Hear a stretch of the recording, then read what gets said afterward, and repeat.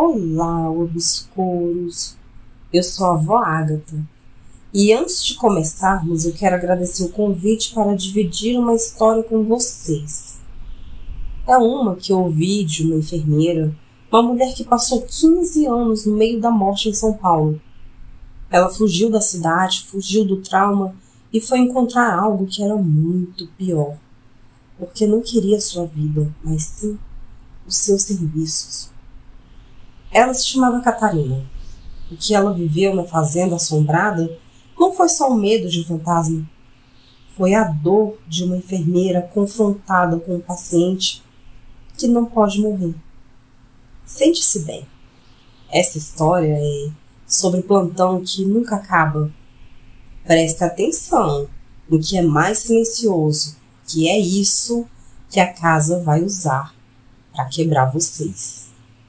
E lembre-se, se acreditar, dá mais medo. O sol não alcançava aquela terra. Era um crepúsculo perpétuo banhado em silêncio sepulcral. Mas o que me quebrou não foi a escuridão, foi o som. Um ranger de madeira vindo do porão, onde o cheiro da terra e cobre enferrujado se encontravam. Uma cadeira de balanço lenta e constante. O som parava sempre que eu chegava perto. Naquela noite eu estava tentando dormir no segundo andar, ouvindo a chuva. A cadeira não parou, acelerou. Era um ritmo cruel, a cadência de alguém que estava esperando e agora preparando-se. Desci a escada. Cada degrau era um grito na quietude. O som do balanço aumentava, agora arrastando o assoalho da terra batida do porão. Cheguei ao patamar, a porta do porão à minha frente. Quando minha mão tremendo tocou a maçaneta, o som parou. Um silêncio total. Um silêncio que te fazia implorar pela volta do barulho. Eu sabia que não estava sozinha. Então, um som novo, um baque seco, e depois o mais aterrorizante, um sussurro. Não vinha de trás da porta, vinha de cima de mim. Olhei para a escuridão no topo da escada que eu acabara de descer. Não havia nada, mas o sussurro se repetiu colado no meu ouvido. Você não deveria ter vindo a esta fazenda. A cadeira de balanço no porão recomeçou. O ritmo era de fúria. O balanço era acompanhado por um som úmido de arrasto vindo da porta. A porta estufou, a madeira gemeu e uma lasca se partiu, revelando um único olho amarelo observando-me do buraco. A fazenda assombrada não me queria fora. Ela me queria como parte de si. E eu corri. O balanço da cadeira me seguiu, subindo as escadas, raspando o chão atrás de mim. Cada balanço, uma respiração fria no meu pescoço. O olho amarelo se multiplicou e eu ouvi o baque da porta caindo.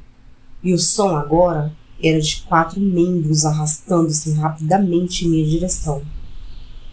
Eu era o trigo e a ceifa vinha me buscar. Meu nome é Catarina. Por 15 anos meu mundo foi a unidade de terapia intensiva de São Paulo. Meu dia a dia era bits, desinfetante e o trauma de ver tanta morte. Eu estava exausta. A fazenda, herança da minha avó, a terra dos Antônios. Era para ser uma UTI do silêncio, um lugar para curar meu próprio trauma, sabe? Eu era uma mulher de diagnósticos e protocolos. Rangidos eram madeira, cheiros estranhos eram roedores. Minha crença na ciência era minha armadura. Cheguei no final de tarde, cinzento. A casa era vasta, madeiras escuras e paredes rachadas. O silêncio era a primeira coisa que me atingiu. Um silêncio não natural. Na UTI havia sempre ruído. Aqui, o silêncio parecia absorver o som. Nos dias seguintes, minha armadura começou a enferrujar. O primeiro sintoma foi o frio. Não do inverno, mas um frio localizado que parecia sugar o calor do meu corpo. Ele vinha em ondas, sempre sobre a área exata onde eu dormia, como o ar gelado que se sentia nas alas de pacientes terminais. Depois veio o cheiro, não de mofo, mas algo doce, lírios brancos. O aroma era forte e artificialmente doce, que se usava na UTI para encobrir o odor do declínio. O cheiro de lírios aparecia e sumia sem razão. Uma manhã, ele me levou até a porta do porão. Estava trancada, mas o cheiro era mais forte ali, misturado com terra, revolvida e cobre. O sinal definitivo foi o tic-tac. Achei um relógio de pêndulo parado. Joguei-o numa caixa. 5 minutos depois, ouvi um tic-tac lento, constante. Não vinha da caixa. Vinha da prateleira onde o relógio estava antes. Não olhei. E o som parou. Eu estava cansada, mas a minha razão gritou: isso é estresse pós-traumático. Decidi ignorar, mas deitada no escuro percebi a verdade. A UTI, a morte, sempre foi final. Aqui, a morte parecia ser apenas o começo da vigília. A fazenda assombrada elevou o jogo, passando dos truques psicológicos para a manipulação do físico. Minha rotina de disciplina desmoronou. Deixei uma faca de serra sobre a bancada, voltei 10 minutos depois e a faca não estava lá. 2 horas depois, a encontrei cravada no peitoril da janela do segundo andar. Ela estava afundada na madeira, com o punho coberto por uma fina camada de fuligem seca. Meus livros de enfermagem eram empilhados em cones no centro da sala. Minha maleta de primeiros socorros escorregou da estante e derramou seu conteúdo como se algo estivesse inspecionando e rejeitando minhas ferramentas de cura. A pressão era mais intensa no porão. A porta tremia com solavancos violentos, como se algo estivesse se debatendo lá dentro. Coloquei um peso de concreto na frente, mas na manhã seguinte, o peso estava a 2 metros de distância. Então, os sons mudaram. Uma noite ouvi um sussurro distorcido vindo de dentro da parede, atrás da lareira. Não era o vento. Era um gemido alongado que lembrava o som de uma dor cardíaca em ritmo terminal. Bip, bip, bip.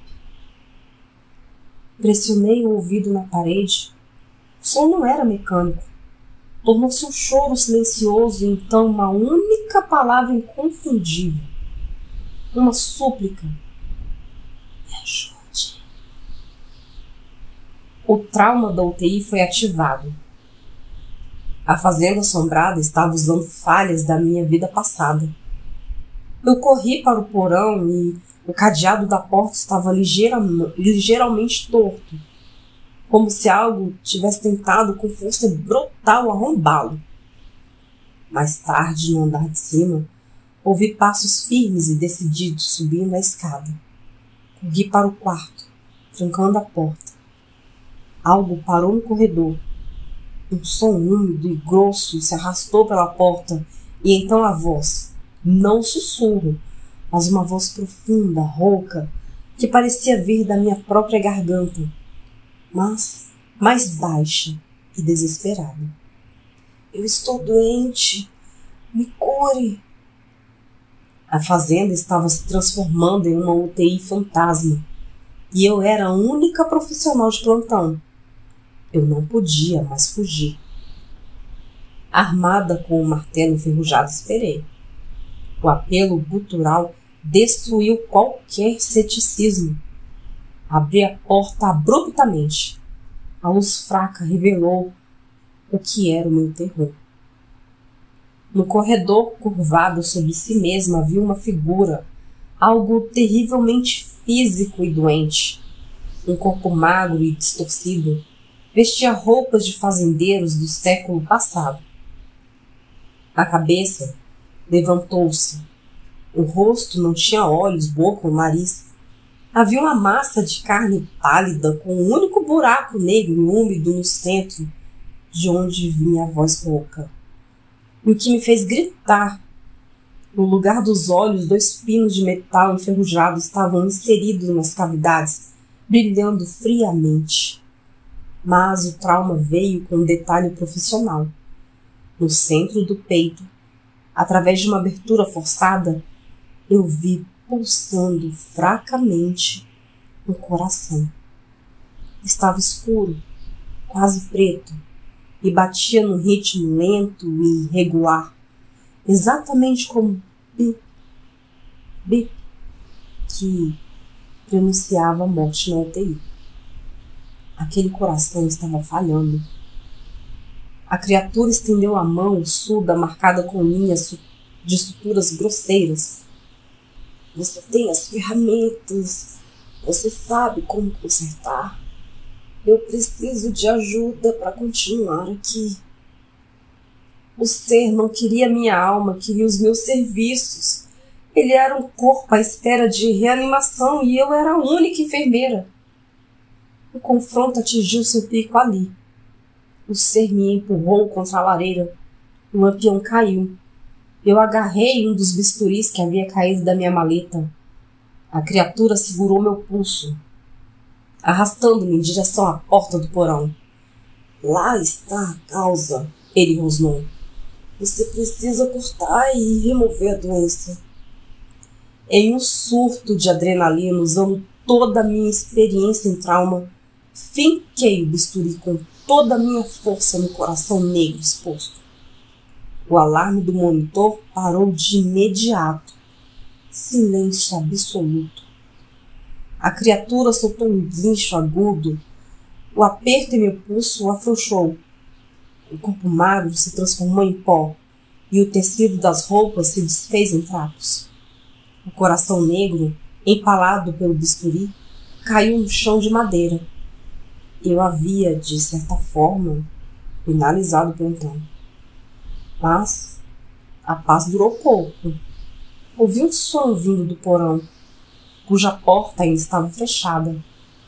Eram múltiplas batidas frenéticas, desesperadas, como se outros pacientes tivessem acordado e percebido que um único profissional de saúde havia acabado de libertar um deles.